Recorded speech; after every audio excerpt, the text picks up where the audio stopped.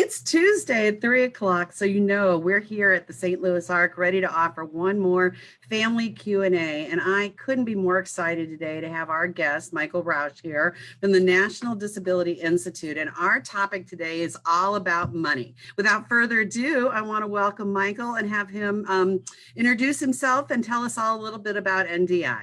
Great. Thank you, Sharon. And thank you all so much for allowing me to be here with you this afternoon. It's great to be having this be in Missouri. As Sharon knows, I'm a native Missourian so proud to be a part of the Show Me State. But I actually live in the state of Florida now. So I'm coming to you live from Florida. But the organization that I'm with the National Disability Institute. Not sure if how many of you have heard about the National Disability Institute, but we are a national organization. We're based in Washington, D.C., and our focus is all about building the financial wellness of people with disabilities and their families. We're the first national organization that had that specific focus on financial wellness. And at the National Disability Institute, we really believe in the proper goals that were established by the Americans with Disabilities Act, this great civil rights legislation that we have. And one of those proper goals states economic self-sufficiency. So the civil rights legislation states economic self-sufficiency is my right. So at National Disability Institute, as the advocates and family members came together to really look at that, was to build the awareness on that topic, right? Because at times we have public benefit programs or other things that state for us to remain eligible, I have to have a disability and remain poor if it has a needs-based benefit to it. So National Disability Institute really works to change the system and note that everyone has the opportunity to take this pathway to financial wellness. If you're not familiar with our organization, please go to nationaldisabilityinstitute.org. One thing I just add additional piece about NDI is the National Disability Institute is, when we talk about financial wellness and building the financial health of individuals, we're looking at, through our work, employment, we need wages. We look at education and training to build the awareness. We look at research, we're also a research organization, and we also look at public policy. So when you go to our website, you'll see a variety of the different programs that we offer. Is that what you mean by financial wellness? Because I think you're right. I think people are only focused on getting by because they feel like they are expected to be poor in order to access benefits. Yeah, so, that's a really good question, Sharon. And, looking at financial wellness, because oftentimes people do say, well, what do we mean about financial wellness? So let me just share with you how we define financial wellness, okay? And financial wellness changes for us over our lifetime, right? So where I might be in my 20s is different than where I might be in my 50s. So when we look at financial wellness, this is important to know. Financial wellness, when we've achieved financial wellness, means that we can pay our day-to-day bills, right? It means that I can pay for those needs that I have, that I can save for the future, right? That I can save to build an asset. I can save to own a home. I can save to start my own business. But the third piece about financial wellness is that I can survive a financial shock. And that's an important piece. So a financial shock is, let's say that I'm driving down the road and my tires, I run over some glass and 3 of my tires go flat and they can't be repaired. Well, that could be a financial shock that I have to go and buy 3 new tires, right? Or if I'm living in Florida, I need air conditioning, right? Because it's hot and humid. So if my air conditioning goes out, knock on wood, hopefully it doesn't. That's a financial shock that I got to go get a new one. So financial wellness is this piece that I can pay my daily bills, my weekly bills, my monthly bills. I can save for the future, and I can survive a financial shock. And, Sharon, one of the important things to remember is that, with anything, it takes time to achieve. It's not like I'm just going to wake up tomorrow morning and not only, lose the 50 pounds that I want to lose. I'm not just going to wake up tomorrow morning and achieve financial wellness unless I do win that lotto. If then that might be a different story. Yeah, but financial wellness takes time. So where I'm at today might be different, but it's important for us to establish what that goal is, that we can get there to achieve it. So that's what we really look at. So it was just thinking about how many families struggle when we're planning forward, planning for the future, with thinking about the financial components of it. And I guess the next question I was going to ask you is, why do we need to talk about money and financial wellness? But a piece of that has got to be those abilities to plan and think about how to protect yourself. So, why I think it's so important to talk about money and talk about financial wellness is because I and plan for the future is, as a person with a disability, as a diehard advocate, I personally do not believe that we can talk about inclusion or that we can talk about self-determination if we don't talk about financial wellness. How can I be fully included in a society if I don't have resources or even small resources or what to be able to participate? And I think that's an important piece. So that's why I think it's so important that we talk about money and we talk about financial wellness. And let's face it, it's not the sexiest topic that people want to talk about, right? I often share the story that several years ago, I wrote a blog about how we have to make financial capability and financial education sexy. We have to make it where people want to learn about it, right? And talk about it, because one of the things about why it's so important to talk about is, studies show that we're more likely to talk about the loss of a pet, the loss of a family member, than our personal finances. So we're willing to talk about something so deeply emotional, right, with those emotions. But oftentimes money has what? This shame or embarrassment feeling over it. So sometimes individuals are hesitant to talk about money and really look into that financial future, or looking at it in the way of, the current situation. I'm in crisis mode. COVID-19, this pandemic is happening, right? So do I want to talk about the future? Am I, talking about the financial planning? So I share that because COVID-19 has kind of changed it in our conversation.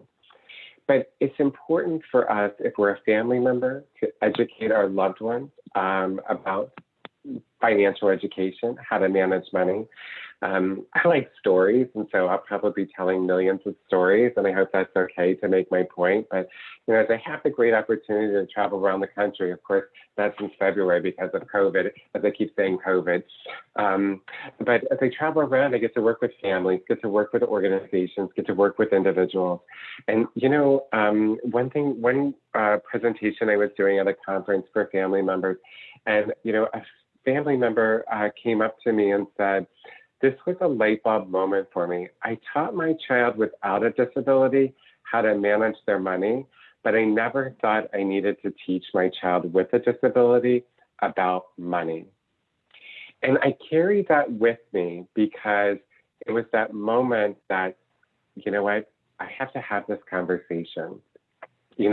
I really want my family member to be included in society and really be able to achieve what their dreams are and to be able to make those choices. I know, Sharon, I went down a couple different examples on why this is important to talk about, money and financial wellness. I also believe in my work that this topic should be embedded in every single program offered by an organization, because at the end of the day, if you sit and think about all of the activities you do, some way money comes into the conversation. You know, if I'm going out to, you know, we're going to do a community activity, well, how are we going to get there, right? So, so I think it's really an important topic that we need to talk about and should talk about. And just in closing here on this topic, when we say why do we need to talk about money and financial wellness? Listen, when we say that, it doesn't mean like we're talking about how much money I got in my bank account compared to what Sharon has, or which one of us has, you know, no credit card debt and the other one, you know, like that's not where we're getting. We're getting to the piece of talking about how we manage it, what are those key topics, and how we can achieve our ultimate goal. I think that's an important piece to make, is that we're not talking about getting to the details that we want to share. That's up to you, whatever you want to share. So that's an important piece to make. I should have made it at the beginning, but.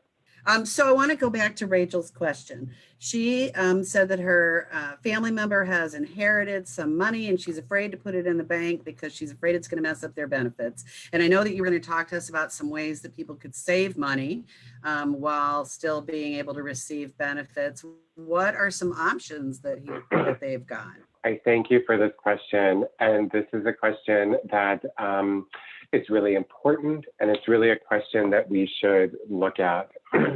And I hope that after this, at NDI, we, like I said, we are a nonprofit. We don't sell any products or do anything like that.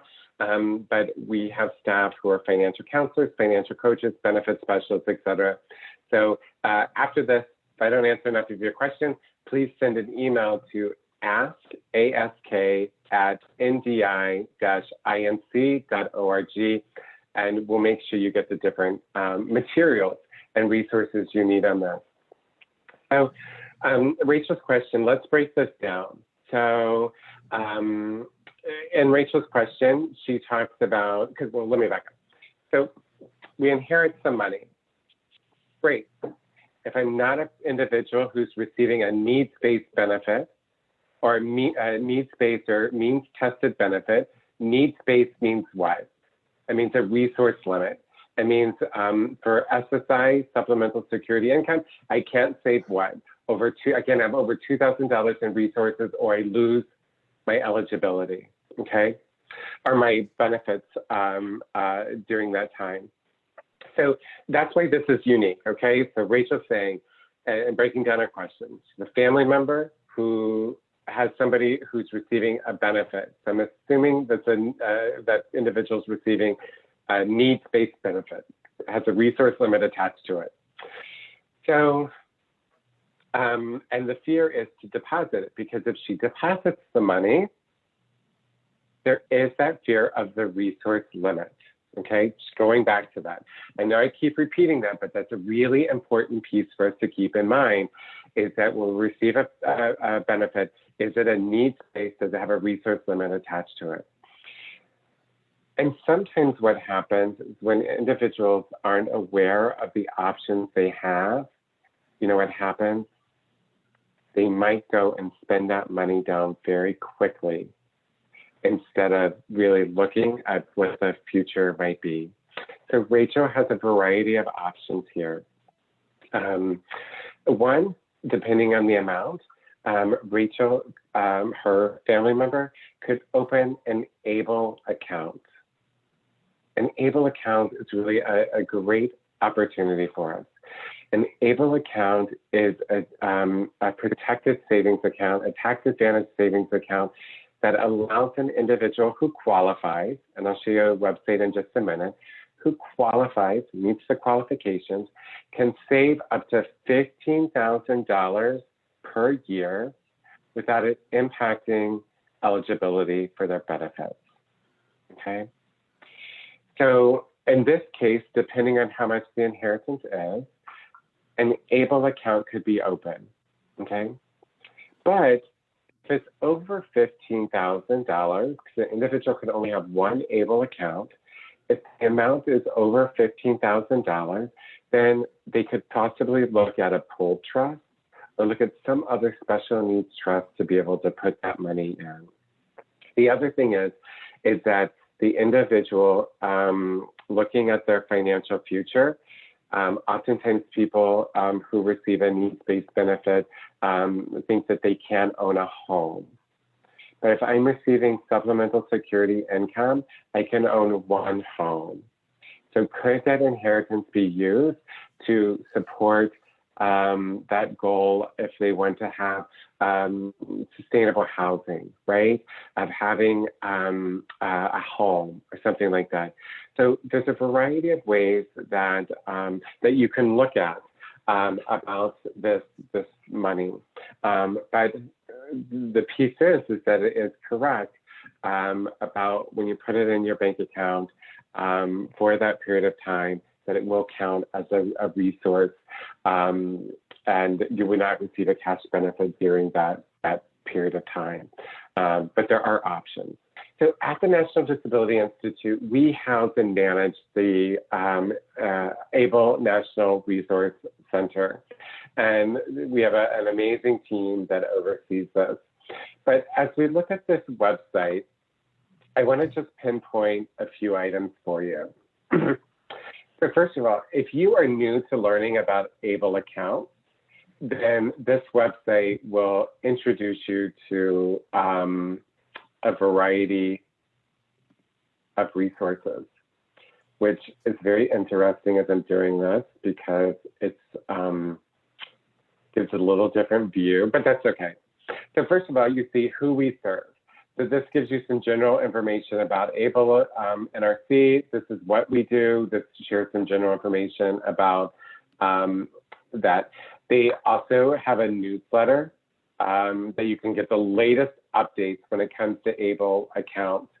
And then they also do some great webinars. They do some amazing webinars. And some of them they've had like 800 people on, right? So they really put some great ones together.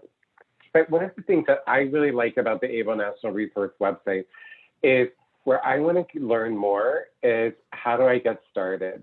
So for example, I can click here to how to get started, and it talks about the roadmap to enrollment. And it goes through, what is ABLE, who is eligible, how can the funds be used, because that's an important piece when we talk about an ABLE account. The money saved in an ABLE account can be used as, for qualified disability expenses. So that's an important piece to remember. Funds The in an cool ABLE piece, account. though, is that they really wrote the law in a way that you can use that money very broadly, which is so nice because so many times there's a very narrow interpretation. There is, and you know what I'll put in here as well is the Internal Revenue Service has released some additional pieces on ABLE accounts, but they did. So really, and this will take you to show, how it can, support education, transportation, job training, housing, food, a variety of things. But here's one thing to keep in mind. ABLE account, this is one way it's different than, say, a checking account or another savings account. So, and it's similar to a 529 account because it is a similar tax code. But let's say I want to go open an ABLE account. Citibank, yes, Citibank, thank you. So Citibank, I can't walk into Citibank, into a brick and mortar, into a branch, and open an ABLE account. ABLE accounts are opened online. So that's one of the important pieces. And so here we talk about how do I open an ABLE account, and then we talk about how do I manage my ABLE account. And we also have videos on here that we've created and things like that.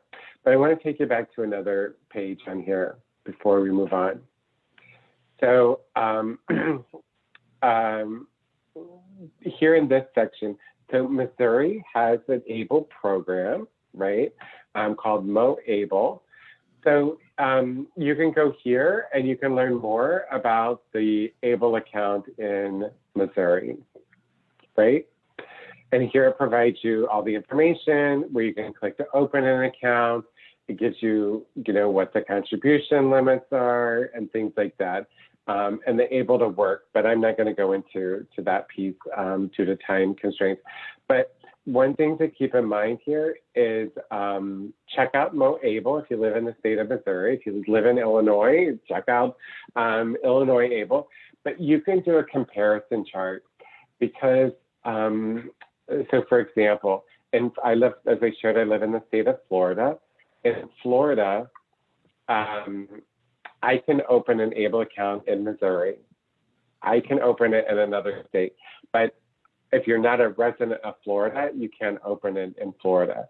But other states, you can open it in a variety of, choose the program that's right for you. So that's one thing to keep in mind. The other thing about ABLE accounts, and then see, I can go on and on forever about ABLE accounts, but just another tip since we're talking about financial wellness and wherever we're at. Remember that the amount of money that I contribute into a savings account or into the ABLE account could potentially benefit my federal tax return. And then since Missouri has a state tax, right, return where I can deduct a portion that I contribute into my ABLE account from my taxes. For the federal, it's the Saver's Tax Credit. And that's a whole other story for another day. But I showed it because there's additional advantages, right? Particularly if I live in the state of Missouri, knowing that I have a state income tax that could benefit the amount that I contribute to my ABLE account. But one other thing about the ABLE, because I think it's important for us to be inspired by other people's stories, right? And so at the ABLE National Resource Center, we have ABLE ambassadors. And over the years, these are individuals who've opened an ABLE account to share their stories. It's also family members sharing their stories and what they're saving for. So I hope that you'll go and check out the ABLE ambassadors and hear their stories of family members and individuals of how they are supporting their ABLE account. But I know that sometimes families want to know why they should consider getting an ABLE account if they have a special needs trust. And for me, I always feel like the answer is access, because with an ABLE account, a person has a lot more of their own autonomy and control about getting the money to use for what they need. Are there other reasons, or is that way too detailed? That's a good question. So one of the things that is really important to know about that is that I can have a special needs trust and I can have an ABLE account, right? Mm-hmm. But the thing is with our ABLE account too, is that depending on which program, the program could have a debit card or savings, FDIC insured savings account portion to it, which just as you said, I would have a debit card to be able to use the disability related expense. That is the ease of access. Right here is a comparison chart. And so we worked with the Special Needs, my colleagues worked with the Special Needs Alliance to prepare this. And let's see if when I click on a download, but here on this comparison chart, it goes in to tell you the difference between an ABLE account, special needs, and pooled trust comparison chart. A great tool that my colleagues worked on it. So it defines what each of them are, but then look here. This allows you to make the comparison of what is right for you in your situation. So for Rachel, I think it was Rachel who asked the question earlier, right? Yeah. So, as you go through this, you can look like about the cap, the initial to deposit, minimum contributions. If you received a substantial inheritance, typically it's 2,000 to 10,000, for the minimum contribution. So this can help in making those informed choices about which account that I open and why. And I think, Sharon, that that's the whole big takeaway. I hope that through this conversation today is that we're able to share resources, we're able to share options. And, you know, what one person's pathway is not the same as another person's pathway, but it's all about us making informed choices when we have that education and knowledge to be able to make that informed choice. So I hope that this is a resource that can help others as well in making informed choices about protected savings accounts. That's a great form. I'm gonna stay here for just a second because I think that if I could have $1 for any question that I get asked by families, the one I would choose is my family member, they can't work or they can't work more than 10 hours a week because it'll affect their benefits. They'll lose their Social Security and they'll lose their Medicaid. So how would you respond to that question? So this is how I would respond. Could you please let me know the person who told you this myth or this rumor? Right?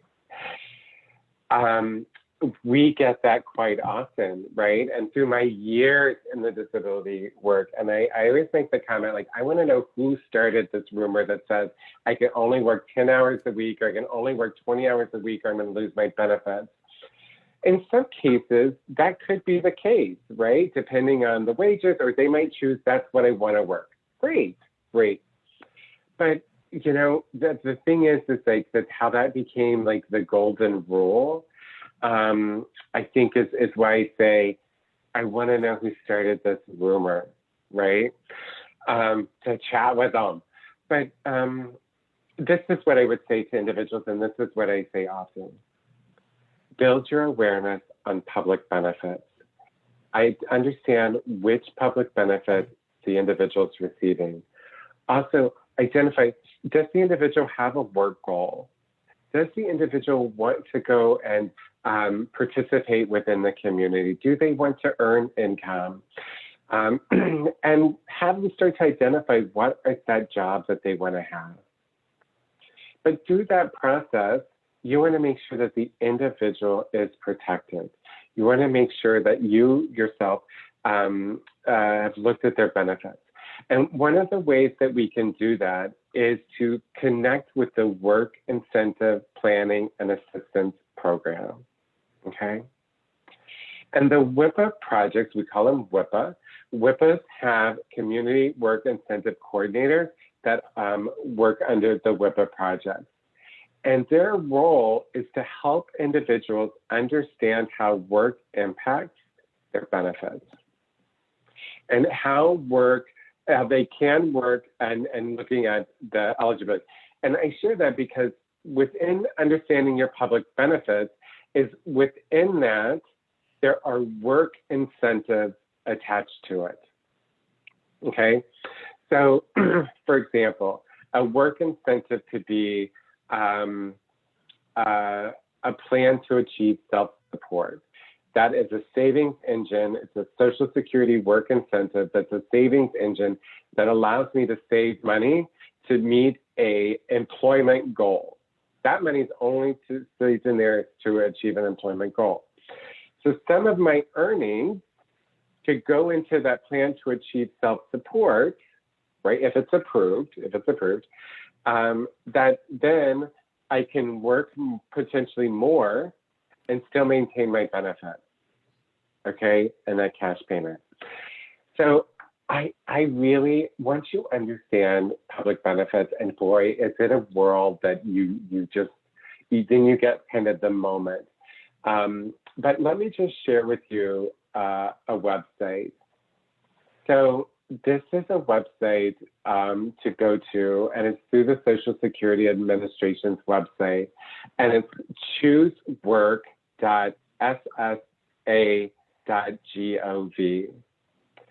This is very important, okay? So here, I can look at a variety of resources from the Social Security Administration. So I just talked about work incentives. Here's the example. Work incentives make it easier for people with disabilities to work and still receive medical benefits and, in some cases, cash benefits from Social Security Administration, Social Security. So it provides some information, and these are different work incentives. But here's what I want to show you. Go to Find Help, and here you're going to see an employment network, vocational rehabilitation, WF is workforce, WIPA, work incentive planning assistance, and PABS, protection and advocacy, right? So let's just do a search. I'm going to do a direct search. So I want to find help, right? So I want to find assistance. I want to meet with a benefits counselor because everybody's told me I can only work 10 hours a week. I want to find out if I have this job, how my benefits were going to be impacted. Are there different work incentives that I could access? Sharon, could you give me the zip code for St. Louis? 63146. 63146.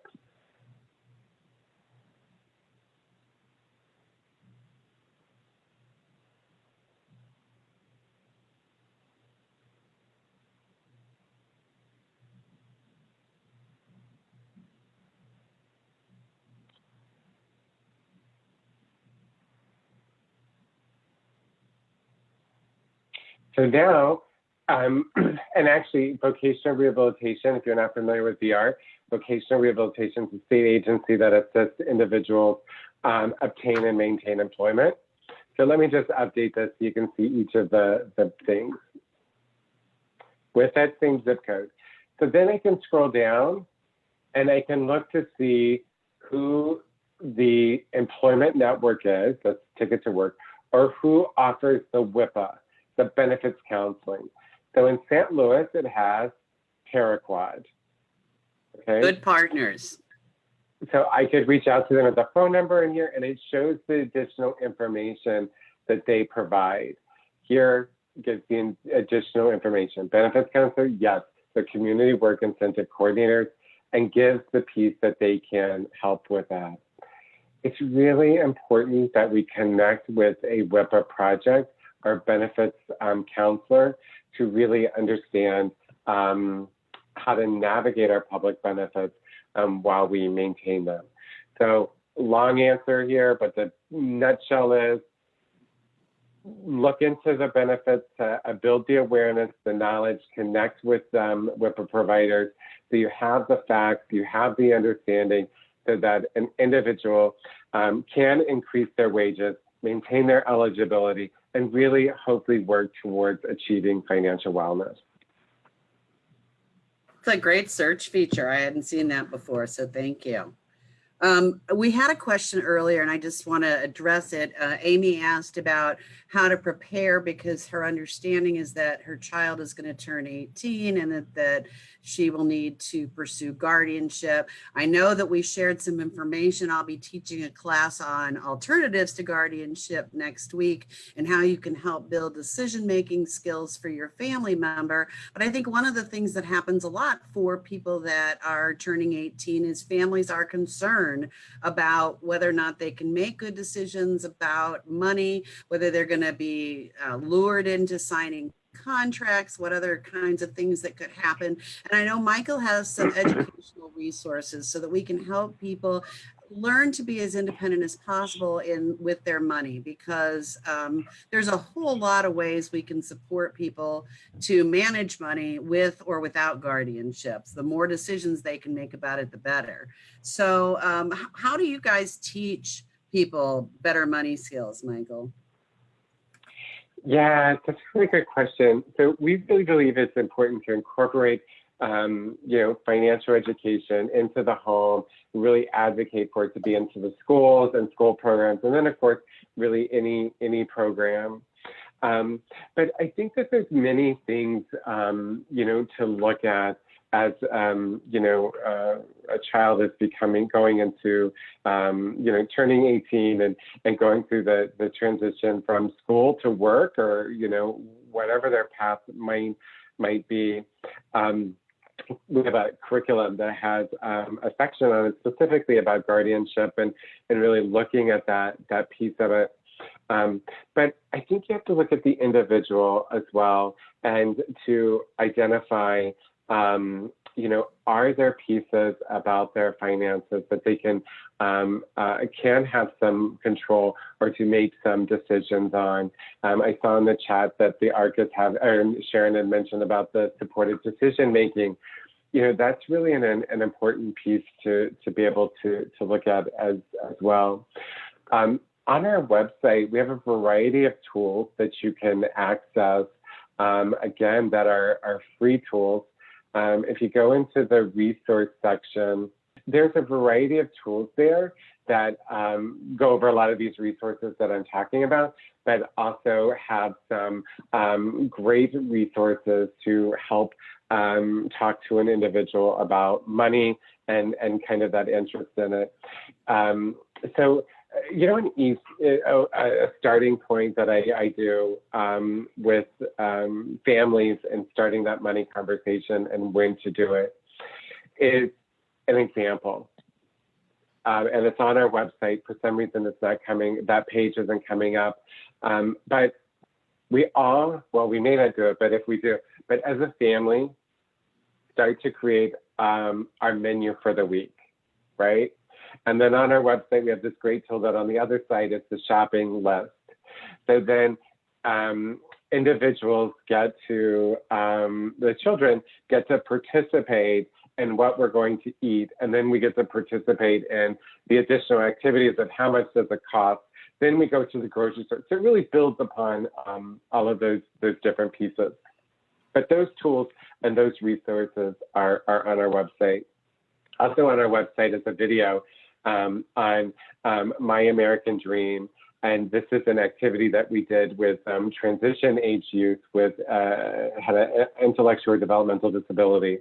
And I've shared this story with Sharon before, but we helped individuals because we went in and said, let's talk about money, right? These are transition age youth, right? They're like, forget it. I have no money. My mom gives me $20 a week and I go and I spend it all on sushi, right? Or my mom won't let me have any money. Okay, so we go into all of these different conversations during that. So we created My American Dream activities, creating a vision board of what their ultimate goal is, the ultimate thing that they want to achieve. So as we created these vision boards and then they all shared it of what their goals were. The goals were to own a home. The goal was to own a horse, to start my own business or to go to school. And you know what happened? The individuals, even individuals with a significant disability, the connection was made. Oh, this is why I need money. This is why. And so the one young lady during the focus groups, whenever she was saying like, well, I'm not going to spend my $20 on sushi this week because I want to get my hair done. Well, how she came up with that connection as well. So on our website is that. And the last thing I'll share about that is, and why it gets me so excited and goosebumps, is one of the individuals in the class back in this happened many years ago, with an individual with autism, had gone through the different assessments, everything, right? And we did not know that he was an artist, right? Through all of the different things. And he created his vision board as a cartoon, as a comic strip. And it opened the door, and he was telling him everything that he was, and like, he goes, I got to go to school and get computer skills. And then he drew what that looked like. And this is like a comic strip, right? And then he drew a save of like, I gotta save more money. And then he drew a picture of him with a graduation hat and like all of these different steps. And so I share that because I think that's another example of how we can start the money conversation. Really, regardless if we have a disability or not, I still do a vision board after all these years, right? And so but it helps us to really kind of pinpoint what our goals are and how we can start to make that connection and make why talking about money is important and when I can start the conversation. So I hope, Amy, that helps. Well, and provide we've some had the insight. exact same experience. If people don't have an investment, an emotional investment in what those goals are and how it connects to money management or even learning about money, then it really, you lose all that connection that's going to help them be able to be more independent. And I was that way. Again, that has nothing to do with disability. It has to do with your relationship with money. And if you don't make a connection between money and your goals and what you want to see happening tomorrow or 10 years down the road, then it's going to be really hard to take any responsibility for it. So I love that story. I'm glad you shared that today. I'm going to skip because I did have an advanced question from a family with a younger child, and they wanted to know when it would be valuable for a family of a minor child to apply for SSI on behalf of that child. So just really quickly, and then I'll remember to put this in the chat box. So with that question, there's many factors to it. So first of all, they can go and apply for benefits on behalf of their child at any time, right? And what I have here on the website is the Child Disability Report from the Social Security Administration. And this question comes up, so I wanted to be prepared with some of these resources to be able to, I'm really big on resources and tools. I hope, this to take away. And guiding you to the right resources. But you can go to this website at Social Security, and here you got to give information about the child's medical conditions and things like that, and how this, will help you go through that process. So the thing is that you can apply, whenever you have this information to be able to submit it. I want to put two other things up here. This website, but this will provide you some more information about the Disability Starter Kit, what you should know before applying, and then it gives you the checklist, okay? But here's another resource, it's Benefits for Children with Disabilities, that talks about it. But just because an individual has a disability does not mean they're going to automatically qualify for disability benefits, particularly SSI. And why? Goes back to what we talked about earlier about the rules, the income and resources, okay?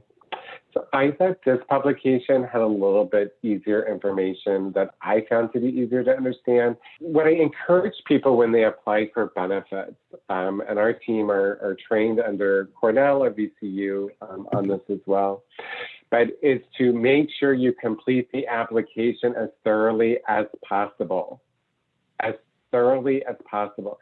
The other thing is that once you submit it, they might request additional information. Maybe they're not getting something from the doctor's office. Maybe they're not getting additional paperwork. So sometimes they might be denied because they haven't heard, and they're very strict about the timeline. If they say 30 days, get it. So, oftentimes people say, oh, I never opened anything from Social Security. Now I'm like 60 days late. Well, they said 30 days. Because then you could contact the doctor to say, hey, you haven't responded yet, or so forth, or get that additional piece. That is an important piece to remember when we're applying for benefits. Regardless, child benefits, adult, later on in life applying, is fill it out thoroughly and answer those questions. Yeah, we encourage families both with Medicaid and Social Security applications, if they have any concerns about the content of their application, we are happy to read through it with them. And we've got some other family navigators in the St. Louis region benefit specialist in the St. Louis region who prior to submitting will just scan it and see if there's any red flag that pops up to help them resolve it before they submit the paperwork. It's such a frustration, I think, so many times when you're navigating those big systems and you feel like you've already done the work and then you get denied. And there is an appeal process, so being denied isn't the end of the road, but if you can avoid doing that, that would certainly be for the best. This is the story that I think is most important and with what to share is I firmly believe that when we learn how to navigate the system and we understand, and it's a complex system, but when we understand the resources, like the ARC, right? They're a resource. And look at all of the pieces that they can help us with. Looking Paraquad, where it comes to the WIPAs, the benefits councils. Look at all of those pieces. Like we didn't even get to some of the financial education curriculums, like the offered by Bank of America, specifically for people with intellectual developmental disabilities. And they have champions that help provide that information. It's really understanding how to fully navigate the system and all of these different pieces. Because as we begin to piece these different pieces together and build the awareness, that it really leads us to the path of financial wellness. And what financial wellness means to me, it's different to what financial wellness means to somebody else. And that's okay. So to be able to define that. But I think that's the key piece. The other key piece is that it's possible. It's possible. We don't just wake up overnight. We don't wake up overnight. I also want to say that I encourage people to share their personal stories. If you have a family member or you are an individual who has successfully navigated work, successfully navigated your public benefit programs, home ownership, managing debt or credit, share your stories with others so that they too know that this is possible, to achieve. The last thing I'll say is that this topic is so important. And as I mentioned at the beginning about we're at the 30th anniversary of the Americans with Disabilities Act. Remember, economic self-sufficiency, financial wellness, it is our civil right, right? It's our civil right as a person with a disability to achieve that. And we can if we do it together. So thanks so much. I appreciate being here.